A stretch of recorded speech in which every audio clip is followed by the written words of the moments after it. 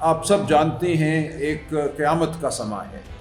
پاکستان کی تاریخ کی سب سے بڑی بڑھوتری کی گئی ہے پیٹرول اور ڈیزل کی قیمتوں میں۔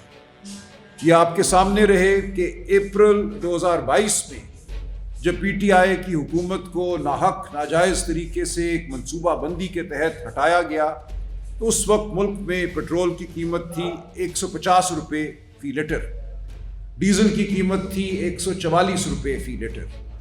آج پیٹرول ہو گیا ہے 458 روپے اور ڈیزل ہو گیا ہے 520 روپے۔ یہ اتنی خوفناک بڑھاوا ہے، ایسا خوفناک بڑھاوا ہے جس کا اثر آپ دیکھیں گے ہماری پوری معیشت پر، آپ کے گھروں پر، ہماری زندگیوں پر قیامت ڈھائے گا۔ یہ کوئی معمولی واقعہ نہیں ہے، یہ پاکستان کی تاریخ کا ایک بدترین سانحہ ہے۔ کھاد کی قیمت بڑھے گی، بجلی کی قیمت بڑھے گی، کسان روئے گا، دکاندار روئے گا، پورا کاروبار، ٹرانسپورٹر آپ کے سامنے ہے صورتحال کہ ٹرانسپورٹ کے ساتھ کیا حشر ہونے جا رہا ہے۔ آپ کو کام پہ جانا دشوار ہوگا، نوکری پہ جانا دشوار ہوگا، کسان کو اپنی فصل لے کر مارکیٹ تک آنا ناممکن ہوگا۔ تو پورا نظام جو ہے اس مملکت کا، اس مملکت کی جو معیشت ہے، جو خون ہے اس مملکت کا، اس مملکت کی معیشت کا، اس پر ڈاکہ ڈالا گیا ہے۔ اس کو بند کرنے کی یہ سازش ہے، اور ایک لمحے کے لیے یہ نہ سمجھیے کہ یہ ناگزیر تھا۔ آپ کو کہا جائے گا کہ ایران کی جنگ کی وجہ سے یہ کرنا ضروری تھا، بین الاقوامی منڈی میں پیٹرول کی قیمت، ڈیزل کی قیمت چونکہ بڑھ گئی تھی اس لیے ہمیں یہ کرنا پڑا۔ یہ بالکل جھوٹ ہے۔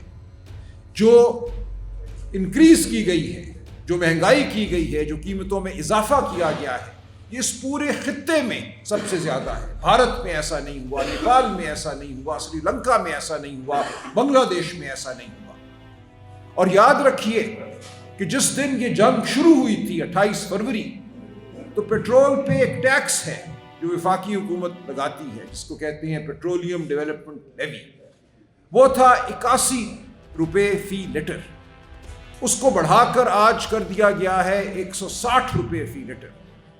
یہ اربوں ہاں روپے کا، سینکڑوں اربوں ہاں روپے کا اضافہ ہے جو وفاقی حکومت کی جیب میں جا رہا ہے۔ اور یہ اس اضافے سے کیا خرچے ہیں جو کیے جا رہے ہیں آپ کے سامنے ہیں۔ 12 ارب روپے کا جہاز خریدا پنجاب میں۔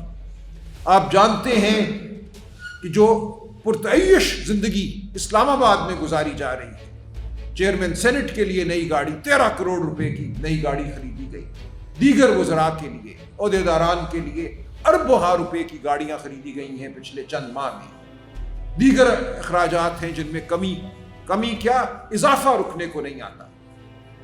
تو بہت عرصہ ہوا اس ملک کے ہر دانشور نے، 78 سال سے اس ملک کا ہر وہ دانشور جو غریب کا درد اپنے دل میں رکھتا ہے، وہ ہمیں یہ بتاتا چلا آیا ہے کہ یہ ریاست بنی ہی عمرا کے لیے ہے، ان کے لیے جو اپنے آپ کو شرفا کہتے ہیں، ایلیٹ سٹیٹ ہے۔ یہ اس ملک میں ایک تصور پہلے دن سے قائم کیا گیا کہ یہ وہ لوگ ہیں جو اس ملک کے حاکم ہیں انگریز کے جانے کے بعد۔ اس میں عسکری لوگ بھی شامل ہیں، اس میں سویلین لوگ بھی شامل ہیں، اس میں وہ لوگ شامل ہیں جو سمجھتے ہیں کہ طاقت پر ڈاکہ ڈالنا ان کا حق ہے۔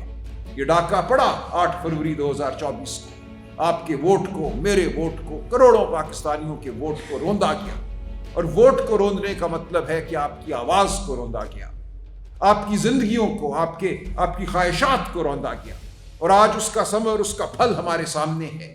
ایک ایسی حکومت بنی جو فریب پر کھڑی تھی، جو جھوٹ پر کھڑی تھی، جس کی جڑیں عوام میں نہیں، جو آئندہ بھی یہ سمجھتی ہے کہ حکومت میں رہنے کے لیے اس کو عوام کے ووٹ کی ضرورت نہیں ہے، اس کو صرف فارم 47 کی ضرورت ہے۔ فارم 47 اس کو بنانے والے دے دیں گے اگر وہ خوشامد کرتے رہے، سر جھکائے رکھا انہوں نے۔ جب آپ جمہوریت کو خاموش کرتے ہیں، جب آپ ووٹ کو لوٹتے ہیں، تو یہ ہوتا ہے جو آج ہوا اس ملک میں۔ جمہوریت کوئی آسائش نہیں ہے۔ لوگ بھول جاتے ہیں کہ جمہوریت کیوں ضروری ہے، کیوں ہم جمہوریت کی بات کرتے ہیں۔ جمہوریت کا براہ راست تعلق آپ کے، میرے بچوں کے ساتھ ہے، ہماری آوازوں کے ساتھ ہے۔ کیا وجہ ہے کہ اس ملک میں آج بھی 15 سال کی عمر کے بچوں میں 40% ایسے ہیں جن کے ذہن اور جن کے جسم سکڑے ہوئے ہیں، سٹنٹڈ ہیں، اپنی عمر کے لحاظ سے وہ کمتر ہیں۔ ان کے ذہن کو خوراک نہیں ملی، نشو و نما نہیں ملی، ان کے جسم کو خوراک نہیں ملی، نشو و نما نہیں ملی۔ یہ پورے خطے میں ایسا نہیں ہے، بنگلہ دیش میں یہ نہیں ہے، بھارت میں یہ نہیں ہے، سری لنکا میں یہ نہیں ہے، نیپال میں یہ نہیں ہے، یہ پاکستان میں ہے۔ اور اس کی ایک بڑی وجہ ہے کہ پہلے دن سے اس ملک میں جمہوریت پر ڈاکہ ڈالا گیا، جمہوریت کو ایک آسائش سمجھا گیا کہ دل ہوگا تو دیں گے، دل ہوگا تو نہیں دیں گے، کیا ہوا اگر الیکشن لوٹ لیا، الیکشن تو لوٹے ہی جاتے ہیں۔ ہم نے یہ نہیں اب ماننا، جب تک آپ یہ مانتے رہیں گے کہ الیکشن کو لوٹنا کسی کا حق ہے، کبھی ایک کو بیساکھی کے ذریعے حکومت میں بٹھا دیا، کبھی دوسرے کو بیساکھی کے ذریعے بٹھایا، وہ کوئی بھی ہو، ہم نے رد کرنا ہے اس تاریخ کو، ورنہ وہی ہوگا جو آج ہوا۔ دیکھیں، جب ہم یہ کہتے ہیں کہ اس ملک میں غربت ہے اور غریب ممالک میں تو ایسا ہوتا ہی ہے، یہ بالکل جھوٹ ہے۔ اس ملک میں غربت نہیں ہے، اس ملک میں عوام کے حقوق پر ڈاکہ ہے۔ اس ملک کو اس طرح مرتب کیا گیا، اس ملک کی معاشی پالیسیوں کو اس طرح مرتب کیا گیا کہ مزدور بے زبان رہے، ٹریڈ یونینز کو ایک منصوبے کے تحت پامال کیا گیا، خاموش کرایا گیا، کسانوں کی تنظیمیں نہیں بننے دی گئی۔ جب ہم یہ کہتے ہیں کہ سیاست ضروری نہیں ہے، ریاست ضروری ہے، تو یہ بالکل ایک لغو بیانیہ ہے۔ جس ریاست میں سیاست نہیں ہوتی، جس ریاست میں آواز بلند کرنا جرم بن جاتا ہے، مزدور کی آواز، غریب کی آواز، کسان کی آواز، دکاندار کی آواز، جس ملک میں ان آوازوں کو محض سیاست کہا جاتا ہے، اس ملک میں جبر کا نظام ہوتا ہے۔ وہ نظام ہوتا ہے جو آپ کے گھروں کو پامال کرتا ہے، چادر چار دیواری کو پامال کرتا ہے، معیشت میں پیٹرول بم اور ڈیزل بم آپ پر مارتا ہے۔ تو یہی سب کچھ ہو رہا ہے ہمارے سامنے۔ ایک فریب پر کھڑے نظام نے آج ایک بار پھر آپ پر، آپ کی معیشت پر، آپ کے حقوق پر ڈاکہ ڈالا ہے۔ تو ہم ہرگز اس ڈاکے کو قبول نہیں کریں گے۔ پاکستان تحریک انصاف اس ملک کی بڑی اکثریت کی نمائندہ جماعت ہے۔ ہمارے ساتھ ہمارے اتحادی وہ ہیں جو غریب کا درد اپنے دلوں میں رکھتے ہیں۔ تحریک تحفظ آئین پاکستان کے پلیٹ فارم پر ہر مسلک، ہر فرقے، ہر نسل، ہر رنگ کے لوگ موجود ہیں۔ پورا پاکستان آج تحریک تحفظ آئین پاکستان کے پلیٹ فارم پر آپ کے سامنے موجود ہے، اور ہم اب آگے بڑھیں گے۔ پی ٹی آئی اس پلیٹ فارم کی سب سے بڑی طاقت ہے۔ ہم نے اپنا فرض نبھانا ہے۔ آپ نے جو اعتماد عمران خان پہ کیا ہے، اور عمران خان جس لیے آج تک جیل میں ہے، وہ نہیں کرتا ڈیل، وہ نہیں ہٹتا اپنے موقف سے پیچھے۔ اس کا موقف بالکل بلا شک اب یہ ہے، کسی شک و شبے سے بالا تر یہ ہے کہ حاکمیت اس ملک میں عوام کی ہوگی، حاکمیت اعلیٰ اللہ تعالیٰ کی ہے، لیکن زمین کے معاملات جو ہیں وہ عوام اور عوام کے نمائندے طے کریں گے۔ عوام کے نمائندے یہ طے کریں گے کہ ہماری معیشت کیا ہوگی، عوام کے نمائندے یہ طے کریں گے کہ ہم نے کس پر کیا ٹیکس لگانا ہے۔